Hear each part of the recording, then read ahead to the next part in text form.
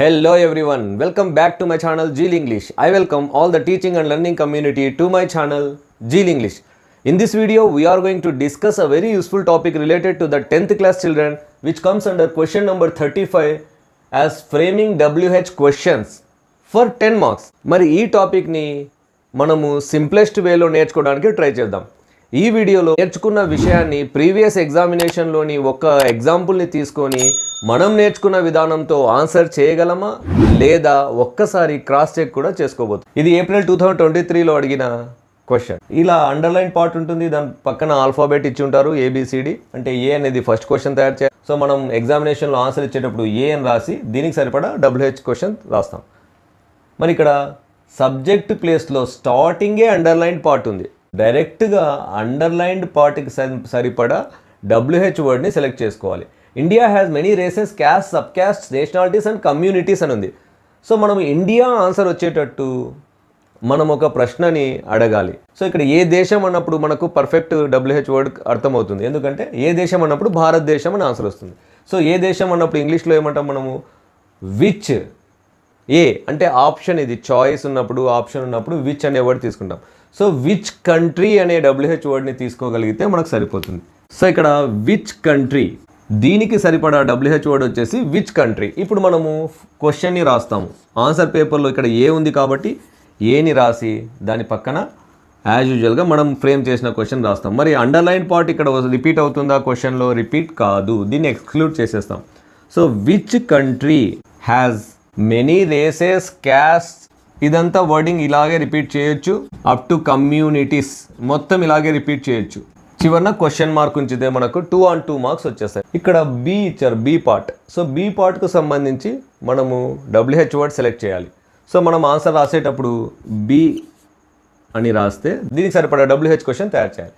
చూడండి, ఫస్ట్ మనం ఇక్కడ అండర్లైన్ పార్ట్ ఉంది, నాట్ అండర్లైన్ పార్ట్ ఉంది. మన ఫోకస్ దేని మీద ఉంచాలి? Not underline part.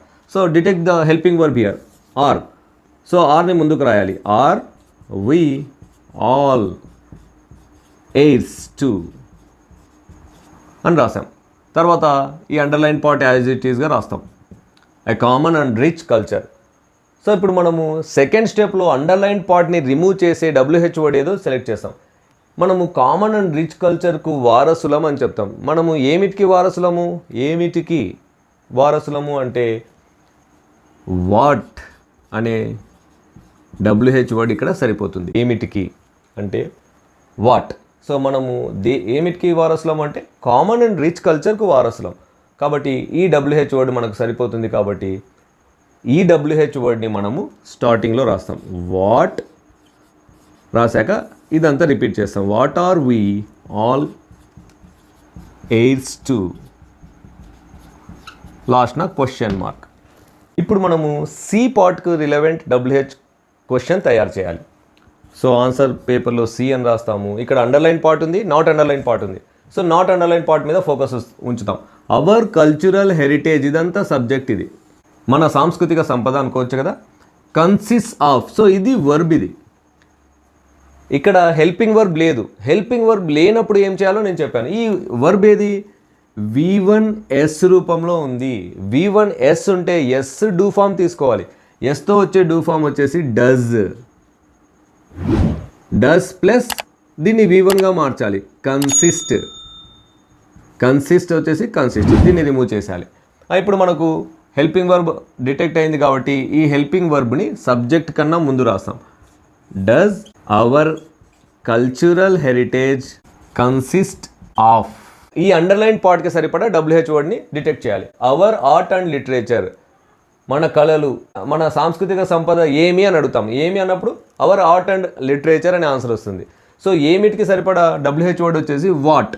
ఈ పార్ట్ అంతటికి సరిపడా WH వర్డ్ వచ్చేసి వాట్.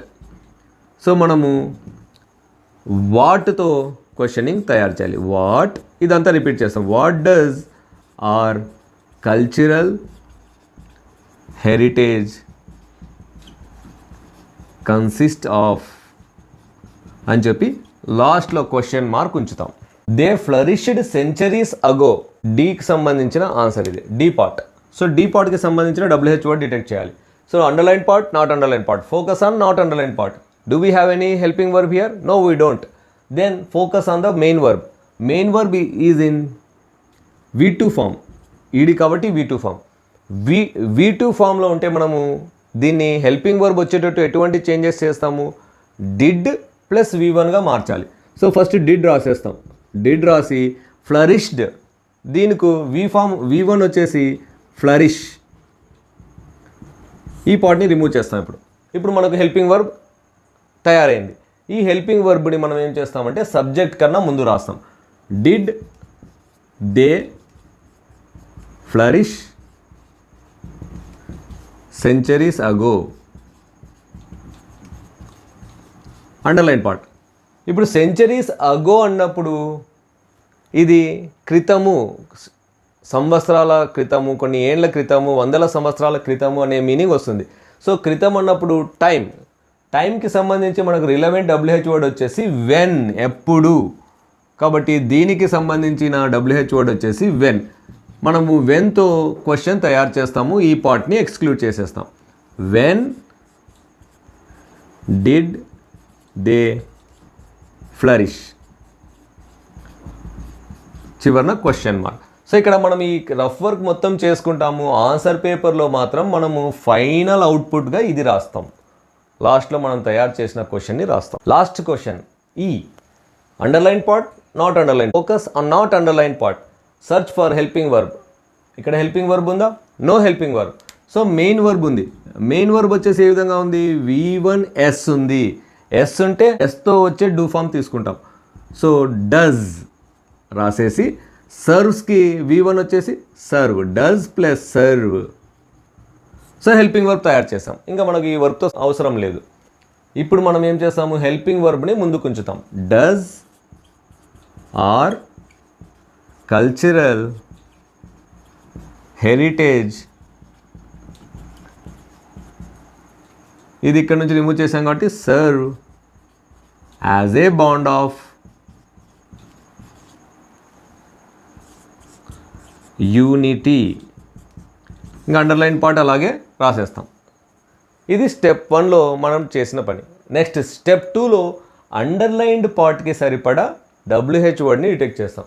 మన కల్చరల్ హెరిటేజ్ మనకు as a bond of unity ఏ విధంగా ఉంటుంది, ఎలా ఉంటుంది అంటే between people of different faiths, different విశ్వాసాలు ఉన్న ప్రజలందరూ బాండింగ్తో ఉంటారు అని చెప్తున్నాం. ఎలా ఉంటారు అన్నప్పుడు ఇలా ఉంటారు అని చెప్తున్నాం. ఎలా అని క్వశ్చన్ రావాలి. కాబట్టి ఎలా అంటే మనకు దీనికి సంబంధించిన WH వర్డ్ వచ్చేసి హౌ. కాబట్టి మనము ఈ పార్ట్ మొత్తాన్ని తీసేస్తాము, హౌతో క్వశ్చన్ తయారు చేస్తాం. మరి WH వర్డ్ని ముందుకు రాస్తాం. How does our cultural heritage serve as a bond of unity. లాస్ట్న క్వశ్చన్ మార్క్ ఉంచుతాము. ఈ విధంగా WH క్వశ్చన్ తయారైంది. మరి 10 మార్క్స్ వచ్చే టాపిక్ మీరు ఈ టాపిక్ని ఇదే విధంగా నేర్చుకుని ఎగ్జామినేషన్లో ఇంప్లిమెంట్ చేయగలిగితే ఫుల్ ఆన్ మార్క్స్ సాధించే అవకాశాలు ఎక్కువగా ఉన్నాయి. ఇక్కడ మెయిన్ చేయాల్సింది ఏమంటే నాట్ అండర్లైన్ పార్ట్ మీద ఫోకస్ ఉంచాలి. హెల్పింగ్ వర్బ్ ఉంటే ముందుకు రాసి అండర్లైన్ పార్ట్కి సరిపడా WH వర్డ్ని హెల్పింగ్ వర్బ్ ముందు రాస్తే క్వశ్చన్ తయారవుతుంది. హెల్పింగ్ వర్బ్ లేకపోతే మెయిన్ వర్బ్నే పార్ట్స్గా డివైడ్ చేసి హెల్పింగ్ వర్బ్ తయారు చేస్తాము. ఈ విధంగా do, does, did he 3 helping వర్బ్స్తో divide చేస్తాము. చేశాక ఆ హెల్పింగ్ వర్బ్ని ముందుకు షిఫ్ట్ చేసి అండర్లైన్ పార్ట్కి సరిపడా WH వర్డ్ని ముందుకు రాస్తాం. అప్పుడు WH క్వశ్చన్ తయారైపోతుంది. మరి నా ఈ ఎఫర్ట్ మీ అందరికీ నచ్చిందనే అనుకుంటున్నాను. నచ్చితే ఏం చేయాలి? లైక్ చేయాలి. ఏం చేయాలి? షేర్ చేయాలి. ఏం చేయాలి? సబ్స్క్రైబ్ చేయాలి. Zeal English. Thanks for watching. We'll meet with another useful video. Till then take care. Bye.